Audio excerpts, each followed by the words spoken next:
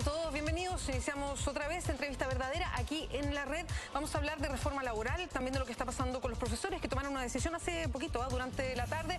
Todo esto con el diputado independiente por Magallanes, Gabriel Boric. Diputado, ¿cómo está? Muchas gracias por acompañarnos. Muy buenas noches, un gustazo. Diputado, la reforma, usted es parte de la comisión laboral, estuvo viendo la reforma que se votó en la sala, 67 votos a favor, 42 en contra. Usted votó en contra de la reforma. Sí. Siempre lo acusan de votar con la derecha en este caso. ¿A usted le incomoda, y aquí viene en serio, porque yo entiendo que usted no tiene los mismos planteamientos de la derecha, pero ¿le incomoda terminar siendo parte, en este caso, en contra de la reforma laboral o el proyecto de reforma, votando con la gente de RN y de la UDI? Al hueso, inmediatamente. Pero primero no puedo dejar de mencionar que es primera vez que estoy en el canal después de Hora 20. Del término Hora 20. Del término Hora 20 y lo lamentable que es para el periodismo chileno que programas como Hora 20 y también Demasiado Tarde, y entiendo que tenían uno en la mañana también, hayan terminado. Yo sé que no depende del canal, sino que es como la lógica de mercado que afecta en todas partes, y ver cómo el periodismo de calidad se ve como dependiente de la locura del rating es súper lamentable, porque se nota que hace falta programas como eso. Así que no podía sino decirlo, no de calcitinero, pero tratamos de recuperar algo en, sí, en este espacio. No, y se agradece, pero creo que se nota la ausencia.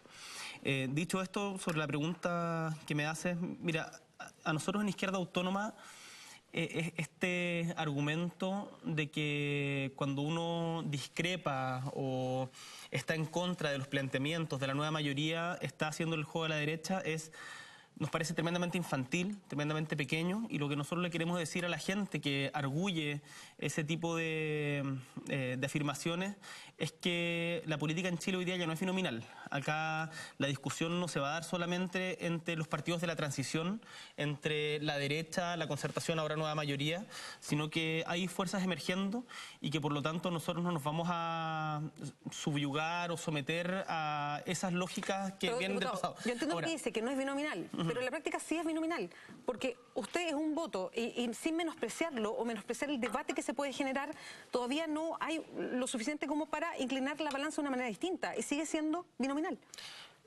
Y eso es justamente lo que estamos tratando de romper hoy día en la Cámara de Diputados. Y nuestra pega, y yo siempre lo digo, pero siempre hablo en plural, porque a mí me toca hacer la cara visible de un esfuerzo colectivo mucho mayor, de mucha gente que está trabajando al lado mío. Y por eso voy a continuar hablando en plural. Cuando nos acusan de eso, en el fondo lo que nos están diciendo es que tenemos que seguir aceptando la lógica de avanzar en la medida de lo posible, y cuando esa medida de lo posible es definida por una pequeña élite que viene desde la transición en adelante y que por lo tanto no da cabida a nuevas posturas. De esto mismo acusaron al Partido Comunista durante todos los 90, 2000, antes de que se integrara a la concertación y ahora nueva mayoría, y la verdad que a nosotros nos parece totalmente legítimo tener posturas alternativas. Yo voté en contra del proyecto de reforma laboral porque me parece que es un proyecto que no altera en su esencia las bases del plan laboral que se estableció en 1979 sin ningún tipo de debate. Me parece que es un proyecto que sigue viendo a los trabajadores como un eslabón más dentro del proceso de producción dentro de la empresa. Perdón, diputado, ¿y cómo se entiende que la Central Unitaria de Trabajadores, por ejemplo, lo respalde? Dice que es un piso, que esperan que haya más, pero respaldan y lo consideran un triunfo. ¿Es tan malo el proyecto? ¿No se avanza nada? ¿Que es mejor votar en contra? En la Central Unitaria de Trabajadores yo creo que hay visión. La Confederación de Trabajadores del Cobre, la gente de la CUT de Magallanes, de la CUT de Valdivia, lo que nos dice es que esta reforma, ellos no se sienten representados en ella. Y nuestro deber, creemos, es plantear esta postura que está quizás a la que están poco acostumbrados en la nueva mayoría, de que le hagan un contrapunto desde una visión de izquierda. Acá, durante el debate de la reforma laboral, se plantearon dos cosas. Uno, la derecha planteó muy histéricamente, desde mi punto de vista, de que aquí se iba a acabar el crecimiento, de que iba a haber mayor desempleo, de que va a haber desinversión, que es lo mismo básicamente que plantearon... Lo siguen planteando, digamos. Y lo plantearon el 91 con la reforma laboral de Patricio Elwin, lo plantearon el 2001 también, lo han planteado frente a cada intento, por leve que este sea, de tratar de modificar en algo las bases del modelo. Y por otra parte, la nueva mayoría planteaba con una grandilocuencia que a mí por lo menos me avergüenza, de que este es un día histórico, de que se termina con el plan laboral de la dictadura, y para mí no es lo uno ni lo otro. Esta es una reforma que genera avances dentro de la cancha que otros nos pusieron. ¿Por qué? Y esto es un tema quizás más técnico, por eso yo los invito a revisar nuestra intervención en la Cámara, a ver las páginas de los sindicatos. Pero bueno, que nos marque dónde está para usted. Yo creo que principalmente, el tema principal. Mira, el principal punto del plan laboral del 79 fue en quitarle a los trabajadores su carácter de actor político. ¿Cómo se hizo eso? Reduciendo la negociación sindical a nivel de empresa. Lo que nosotros planteamos es que para tener una discusión en serio sobre reforma laboral había que avanzar en negociación por rama. O sea, por área. Por área de la producción, efectivamente. Que eso es algo que pasa en Chile en algunas dimensiones. Por ejemplo, en la discusión del sueldo mínimo o en la discusión de la negociación del sector público. Pero sin embargo, el gobierno no se abrió a discutir esto. Esta es una reforma que va a incidir en el 30% de la fuerza laboral chilena. La fuerza laboral chilena hoy día se compone de cerca de 8 millones de trabajadores. Y sin embargo, esta reforma afecta solamente a quienes hoy día tienen la posibilidad de estar sindicalizados. Y lo que nosotros planteábamos desde Izquierda Autónoma y en conjunto con muchos otros sindicatos y también con Giorgio Jackson y Revolución Democrática, con quienes presentamos indicaciones, es que acá había que avanzar un paso más allá y decir de que la negociación colectiva no tenía que ser solo a nivel de empresa, sino que tenía que ser por rama de la producción. ¿Por qué no quiso? Yo recuerdo que usted, en varias entrevistas que sostuvimos antes, cuando estaba lanzado el proyecto, se planteó esto. ¿Por qué nunca se acogió? O sea, perdón, ahí hay un temor de acogerlo, no estaba en el programa, es demasiado revolucionario para Chile. Yo entiendo de que el gobierno no acoja propuestas que nosotros planteamos. Yo no soy parte del gobierno y eso es absolutamente entendible. Lo que yo no entiendo es que el gobierno no esté dispuesto a discutir políticamente los fundamentos en los cuales se basa la relación entre trabajo y capital. Que desde nuestro punto de vista están centrados en dónde se ejerce la negociación. Hoy día los trabajadores están absolutamente divididos no sindicalmente, sino en dónde pueden realizar la negociación. Recordemos que esto no solamente sucede a nivel de empresa, sino que en la misma empresa se crea esta figura que es del multiroot, en donde los dividen a lo máximo posible. Y en donde hoy día no hay sindicatos, se hace muy difícil constituir sindicatos. Esta reforma, yo creo que hay que ser justos, tiene avances parciales en ciertos aspectos. Por ejemplo, en el término del reemplazo en huelga. Pero desgraciadamente la nueva mayoría, muy consistente con la lógica concertacionista, avanza un paso y retrocede otro inmediatamente. Y establece el fin del plazo en huelga, pero acto seguido genera una figura ad hoc de servicios mínimos en donde finalmente los empleadores, mediante una negociación previa, van a poder realizar reemplazo. Entonces, mira, yo sé que esta es una discusión técnica que al final del día es complicado de explicar en la tele, pero desde mi punto de vista, por lo menos acá la nueva mayoría sigue perfeccionando, haciendo más humano, como decía una trabajadora de Lanchile, una dirigente sindical de Lanchile, sigue haciendo correcciones al modelo implantado de antes, pero no hay una voluntad de transformar la esencia. Acá lo que nosotros decimos es que el problema no son los excesos, no son solamente los excesos, es la esencia del sistema laboral tal como lo planteamos en materia educacional. Eso lo entiendo. Cuando usted decía antes que desde el sector empresarial y un poco haciéndose eco de eso, la misma alianza alega que va a bajar la producción, que va a haber desempleo, en fin. ¿No pasa algo de eso cuando efectivamente se ve amenazada todo el gran empresariado en Chile?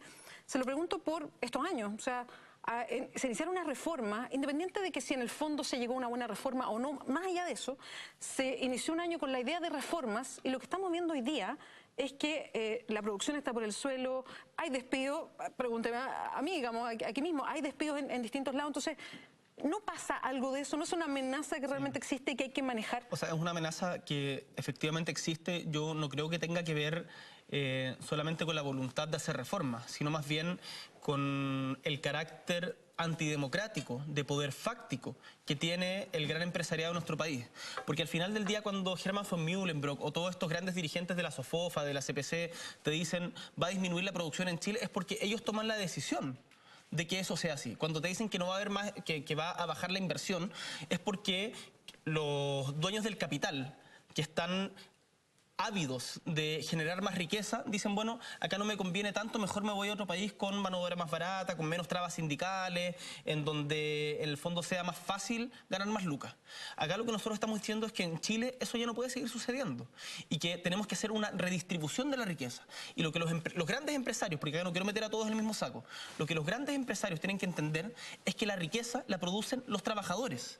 Ellos son dueños del capital desde mi perspectiva, y esto es una discusión política que es de largo aliento, digamos, de una manera ilegítima. Son dueños del capital de una manera ilegítima, pero su riqueza es producto del trabajo de los y las trabajadoras chilenas. Y hoy día lo que tenemos absolutamente claro, y esto yo diría que es consenso a nivel nacional e internacional, es que la torta está mal repartida. Hoy día el 1% de la población que tiene las mayores riquezas en Chile se lleva la mayor parte de la riqueza que los trabajadores producen.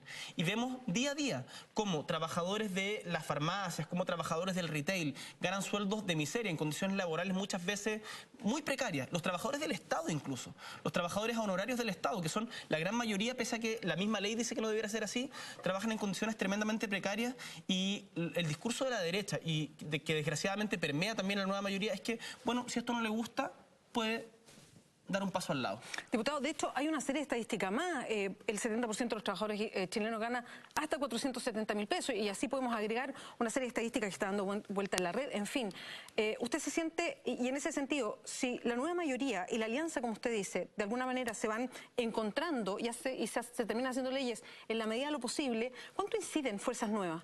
Está usted, está Giorgio Jackson, pero es 1, 2 en el Parlamento. Pero son 1 o 2 en el Parlamento, pero yo creo que la política no se reduce solamente a lo que pasa en los espacios institucionales. Yo creo pero está el voto. No, está el voto hoy día, pero yo creo que hoy día la sociedad chilena está empezando a empoderarse cada vez más.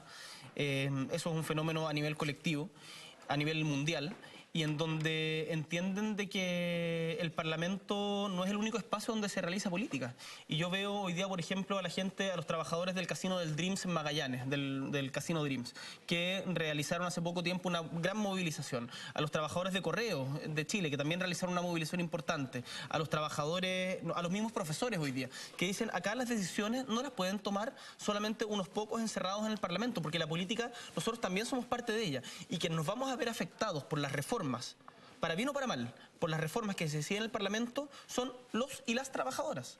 Y por lo tanto ellos tienen que ser parte importante de la discusión. Y eso en la democracia estrecha chilena, instaurada desde el 90 en adelante, parece cosa de locos. Y lo que nosotros estamos planteando, todavía desde fuerzas emergentes, pero yo creo que cada día vamos a ir creciendo más, es que la política ya no se puede seguir siendo así. No se puede seguir haciendo así. A mí me impresiona la poca capacidad, la poca audibilidad, la sordera que tienen los partidos tradicionales chilenos para entender la tremenda crisis de legitimidad en la que estamos envueltos. Hoy día el Parlamento chileno, nadie le cree. Nadie nos cree. Yo no hablo desde fuera de la política, yo estoy hablando desde la política, con mucho orgullo. Pero creo que los partidos de la transición están profundamente agotados, que los partidos de izquierda en particular dejaron de representar a la clase trabajadora. Yo le diría al Partido Socialista, casi como en términos de mercado, devuelvan la franquicia, ¿no? Porque ¿en qué consiste ser socialista hoy día? En seguir profundizando las leyes de mercado. Desde nuestro punto de vista no es así. Esa es una posición hoy día minoritaria en el Parlamento, pero yo creo que cada vez más hace sentido en la sociedad chilena. Diputado, revisemos lo que le preguntan las personas que nos están viendo. Por favor. Llega al hashtag mi pregunta, EB por entrevista verdadera. Ella está en el monitor, han llegado hartas preguntas. Jonathan Mura dice, ¿cómo evalúa el funcionamiento de la ex bancada estudiantil en el Parlamento? ¿Respondo de inmediato? De inmediato, sí, porque después Sí. van llegando otra y vamos respondiendo así. No existe tal cosa como la bancada estudiantil. Oye, ahí iría un chan. A ver, se les menciona como bancada estudiantil. A usted, pero con Giorgio Jackson, Camila Vallejo, sí. Carol Cariola, no. Pero no. es una figura creada por la prensa. ¿Y por qué lo afirmo tan categóricamente? ¿Sí? Porque tanto la Camila como la Carol pertenecen legítimamente y por sus propias convicciones a un partido que es el Partido Comunista, que forma parte de una coalición que es la nueva mayoría. Yo soy militante de un movimiento que se llama Izquierda Autónoma, de la región de Magallanes, pero también con presencia a nivel nacional, y no me siento representado por el proyecto de la nueva mayoría. Y por lo tanto, el que nosotros hayamos coincidido etariamente en cargos de dirigencia estudiantil durante los últimos años no hace que pensemos lo mismo. Tenemos muchas coincidencias, por cierto. ¿Sintonía tienen o usted no identifica ninguna sintonía? No, yo con la Camila converso permanentemente, con Yorio también converso mucho, con la Carol menos, pero independiente de que tengamos una relación de cercanía, no significa que pensemos lo mismo. Y acá nuestros proyectos políticos en particular, con quienes hoy día están dentro de la nueva mayoría, son legítimamente diferentes. Yo no hago juicios morales por eso. Yo no digo que la Camila o la Carol se vendieron al sistema. No, me parece que son posturas legítimas, pero distintas a la mía. Ahora, se nos reconoce como bancada estudiantil porque fuimos estudiantes en el mismo momento, pero para eso uno podría decir la bancada joven y meter a la gente de la UDI, no sé, a Jaime Belolio, a Diego Paulsen, a, no sé, a Arturo Esquella. Perdón, diputado, es que uno adivinaba una cierta sintonía. ¿Usted no siente que hay, usted dice, yo no le recrimino, entiendo eso, pero ahí no hay ningún puente, no se siente como en pensamiento común o decisiones comunes con la misma Camila Vallejo, Carol Cariola? No, o sea, ellas toman las decisiones en función de lo que discuten en el interior de su partido, que insisto, es tremendamente legítimo. Yo respeto profundamente al Partido Comunista, tanto por su historia, principalmente por su historia, digamos, más que por lo que están haciendo ahora. Pero perdón, y ahora no lo respeta, o sea, porque están dentro de la nueva mayoría. Yo quiero dejarlo muy claro. Yo respeto al Partido Comunista, tengo un respeto por quienes hoy día realizan política en momentos muy difíciles para hacer política, independiente del lugar en que sean. Pero no me siento representado por las posiciones políticas que están defendiendo. Y me imagino que si le preguntaras a la Camila o a la Carol, ellas no se sentirían como... Por ejemplo, yo voté en contra de la reforma laboral por los argumentos que escribía antes y que lo pueden ver también en nuestra página o en YouTube, si lo buscan lo van a encontrar. Y me imagino que ellas no se sienten representados con la votación que se vio ayer. Entonces, pensar de que solamente por tener la misma edad y por haber sido partícipes de un movimiento en el que seguimos teniendo muchas cosas en común. Sí, pero el rostro de una época común. De una época común, tenemos exactamente la misma idea. Me parece que... reducir la complejidad de la política. Ahora, yo insisto, yo creo que en ciertos temas, por ejemplo, en materia educacional, uno tiene que entender de que las diferencias a veces son más pequeñas de las cosas que nos unen. Y por eso, para mí, lo fundamental sigue siendo lo que está planteando el movimiento estudiantil hoy día. Y yo esperaría que todos estemos en esa línea, quienes defendimos esas posturas en su momento.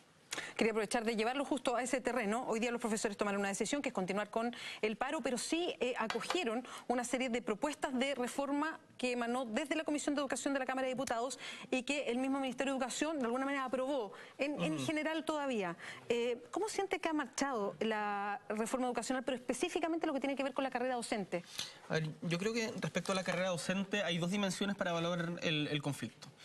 Uno es el contenido, en donde podemos discutir el detalle después, pero yo creo que acá hay un problema de la comprensión de cómo se hace política, que se viene arrastrando hace mucho tiempo y que ha generado una crisis de confianza que hace muy difícil poder dialogar. El gobierno creyó durante mucho rato que por el solo hecho de sentarse con los profesores en una mesa y después, al final del día, terminar haciendo lo que ellos quisieran, sin incorporar lo esencial de la demanda de los profesores, era suficiente para que los profesores apoyaran. O sea, conversar, pero no necesariamente tomar las propuestas. El diálogo para la foto. El diálogo para la foto. Y por lo tanto, cuando los profesores democráticamente hacen una consulta a sus bases, no solamente a los que están en el colegio, sino también más extendido a ellos, y tiene un 97% de rechazo al proyecto de carrera docente, significa que tienes un problema previo, de que el gobierno no ha tenido la capacidad de convocar a quienes... en este caso los profesores, pero yo lo llevo más allá en el marco de la gran reforma educacional, a quienes queremos reforma, porque queremos una reforma estructural de la educación chilena, pero no estamos dispuestos a cualquier cosa. Y acá los profesores han planteado de que se requiere un sistema que incentive la colaboración por sobre la competencia, en donde no haya agobio laboral, en donde no se base la evaluación en la desconfianza, porque los profesores, y acá, esto me interesa decirlo muy claro, para toda la gente que está viendo, se ha hecho un mito con los profesores que le hace un tremendo daño. ¿Qué cosa? ¿Una caricatura? Una caricatura. ¿Qué cosa? De que los profesores no quieren evaluarse. Y a partir de eso se genera la idea de que los profesores son flojos, de que los profesores son chantas, y eso no es así. Los profesores en todo Chile están totalmente disponibles para evaluación, porque los profesores, ellos mismos te lo dicen a cualquier lugar donde vas, quieren evaluarse. Y acá, incluso, disculpa que lo haga, pero interpelar públicamente a figuras que tienen un espacio en el rol público, a Matías del Río. que en Tolerancia Cero dio un discurso... El periodista Matías del Río en Tolerancia Cero, en la última edición de Tolerancia Cero, dio un discurso tremendamente estigmatizador en contra de los profesores, como que los profesores no querían evaluarse y no iban a aceptar nada. Eso no es así. Cuando tú conversas con los profesores en cualquier liceo municipal de Chile, te dicen: nosotros estamos totalmente disponibles para evaluaciones que nos sirvan para mejorar la calidad, pero que tengan que ver con la realidad en la que yo vivo. No que unos expertos del Mineduc que nunca han hecho clases en un aula te digan: bueno, esto es lo que tú tienes que hacer, cuando en la práctica la cosa es muy distinta. Diputado, sí, bueno, esto está en discusión, ¿eh? Y no se ha definido todavía el proyecto en sí. De hecho, se va avanzando de a poquito, a propósito que ya se lanzó un proyecto y lo primero que pedían los profesores era que se retirara ese proyecto. Sí. Si se mantiene más o menos estas bases, ¿usted también votaría en contra? A ver, mira... Yo creo que, te insisto, este problema tiene dos dimensiones, tanto de contenido, pero primero de cómo uno entabla diálogo con los actores sociales. Porque... Perdón, por lo que entiendo, lo que usted me dice con esto de establecer un diálogo, que es como para la foto, sería un proyecto no legítimo porque no recoge lo que dicen los profesores. Ese mira, es su argumento, ¿no? Ese es mi argumento, pero déjame explicarlo un poquito más porque muchas veces eso también se presta para equívoco. ¿Quiénes van a ser los que vivan las consecuencias del proyecto de carrera docente? ¿Quiénes son los que saben de mejor manera cómo es educar en Chile hoy día? Y estamos hablando de los colegios municipales y que después se va a extender a los particulares subvencionados. Son los mismos profesores. Entonces, la gente que, desde mi perspectiva, hace juicios morales respecto a los profes, le falta harto conversar con profesores para que sepan cuál es la realidad en que viven. Entonces, a mí me es muy difícil aprobar un proyecto que la gente que va a vivir sus consecuencias rechaza. Ahora, yo creo que se ha avanzado sustantivamente a partir de la movilización de los profesores, que yo saludo, en mejorar el proyecto.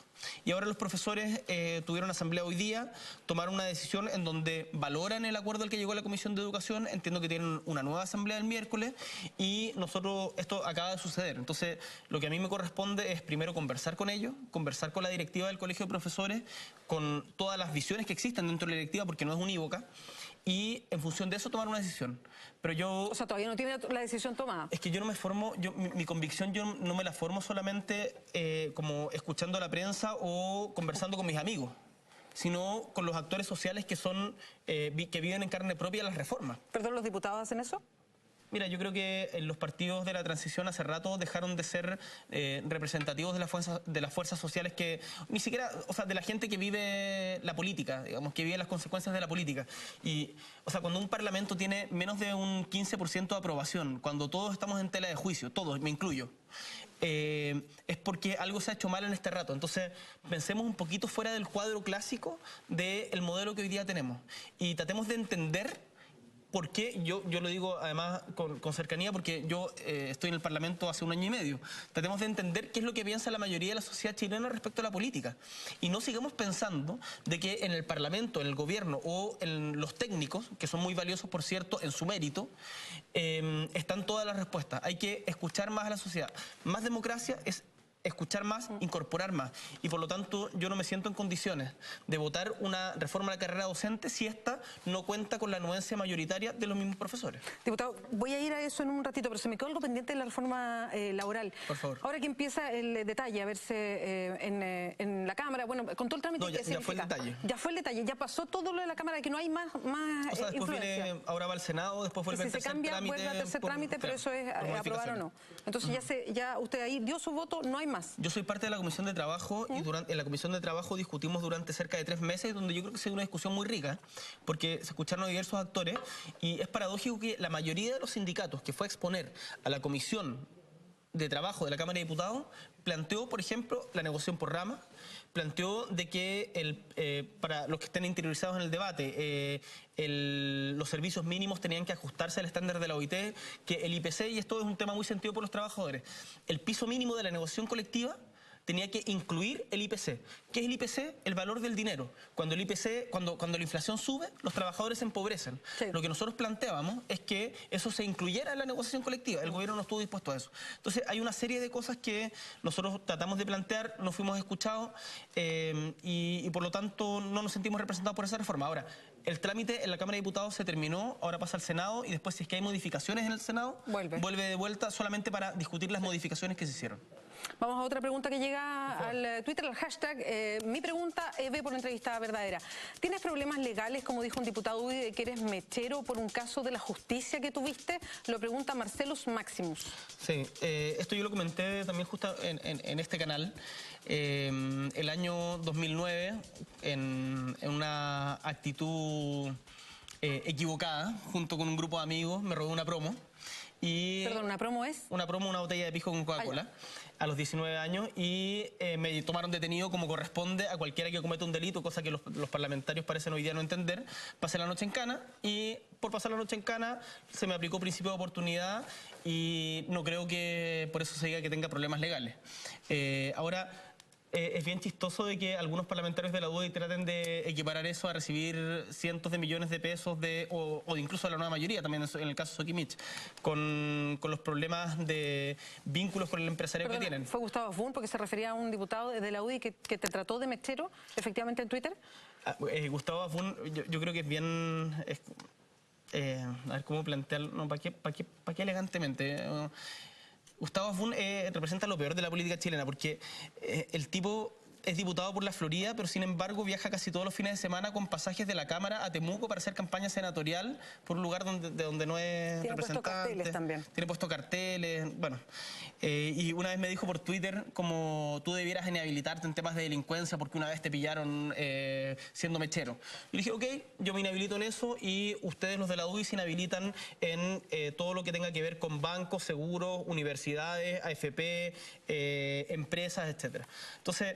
Mira, Penta, bueno, Penta, Universidad del Desarrollo, no sé, toda la amalgama de intereses que tienen en eso.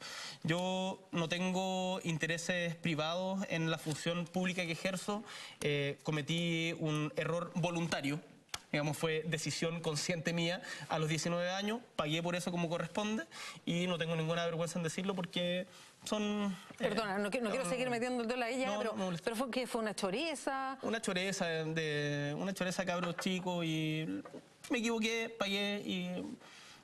pero la pelota no se mancha, no sé. No, otra pregunta, hashtag mi pregunta, EB por entrevista verdadera. Ana María Tapia ya nos dice su opinión respecto al ultimátum que le dieron al senador Navarro.cl, sus colegas senadores por entregar una nómina con los aportes que supuestamente recibieron senadores y que habría sido por parte de las pesqueras a propósito de la ley de pesca. A ver, me parece súper vergonzoso y da cuenta de la poca capacidad auditiva que tiene el Parlamento hoy día. Porque, ¿qué fue lo que hizo Navarro? Independiente de las opiniones que uno pueda tener respecto al senador Navarro, o sea, porque ahí uno puede cuestionar cosas, pero lo que hizo Navarro a mí me parece muy valorable. Fue pedirle a todos los senadores que tenían aportes reservados que dijeran si es que alguno de esos aportes reservados había venido desde las empresas pesqueras durante la tramitación de la ley de pesca. Y por eso algunos le hicieron la cruz y dijeron te vamos a sacar de la vicepresidencia. O sea, primero, la mayoría de los parlamentarios sabe de dónde vienen sus aportes, los aportes reservados. Los reservados. No sé si todos, no sé si el total de sus aportes, pero por ejemplo, un tipo como Felipe Kast, diputado por Santiago Centro. En su campaña, el 99%, con datos del CERVEL, de sus aportes fueron aportes reservados. Es absolutamente imposible planificar una campaña si es que uno no tiene más o menos claro cuánto va a gastar o de dónde va a sacar dinero para ello. Felipe Kast, como muchos otros parlamentarios, tiene absolutamente claro de qué empresas provinieron esos aportes. Y lo que pide Navarro ahí es que si alguno sabe, como Jaime Orpiz, por ejemplo, que tenía absolutamente claro que Corpesca le había aportado, lo digan y por lo tanto se inhabiliten en la discusión que se viene respecto a la vigencia de la ley de pesca. Y a mí me parece del todo razonable. Y que hagan un show así como nos estás tratando de delincuentes, bla, bla, bla, es no entender nada de lo que está pasando en Chile y por lo tanto yo respaldo esa petición y ojalá todos quienes recibieron aportes reservados y que tengan conciencia, que hay muchos que la tienen, no todos, pero hay muchos que la tienen, de dónde recibieron un aporte, que lo digan. Para dejar claro esto, además, en nuestra campaña en Magallanes no recibimos ni un peso de aporte reservado. Diputado Gabriel Boric, muchas gracias por acompañarnos esta noche. Muchas gracias a ti, Beatriz. Vamos ahora a un resumen de noticias.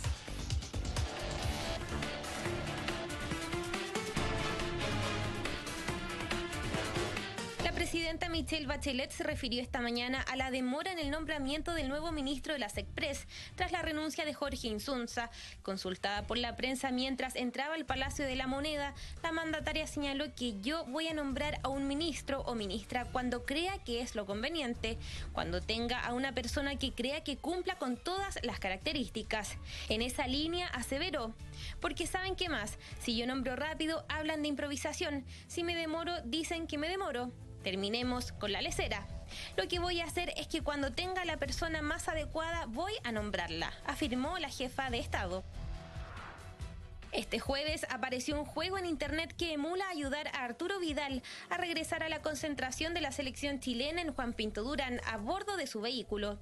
El nombre de la aplicación es El Rey de Copas y consta de 8 niveles a través de los cuales el volante de Juventus y del combinado nacional debe recolectar vasos de trago y botellas de alcohol. Esta pretende tomarse a modo de broma el accidente que protagonizó el seleccionado nacional el pasado martes por la noche, en que chocó su automóvil marca Ferrari en el acceso sur de Santiago. El exministro del Interior, Rodrigo Peña Hilillo, acompañado de su abogado Rodrigo González, declaró ayer en calidad de imputado antes los persecutores liderados por el fiscal nacional Sabas Chaguán, que investigan la arista SQM del caso Penta. La declaración se realizó con el máximo de cuidado y se extendió por más de 5 horas en dependencias del Ministerio Público.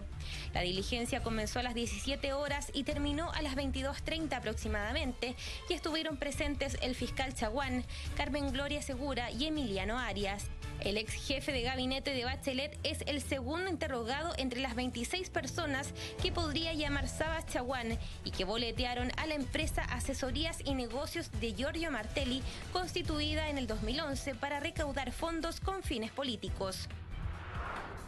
Nuevo documental asegura que Kurt Cobain fue asesinado y culpa a Courtney Love.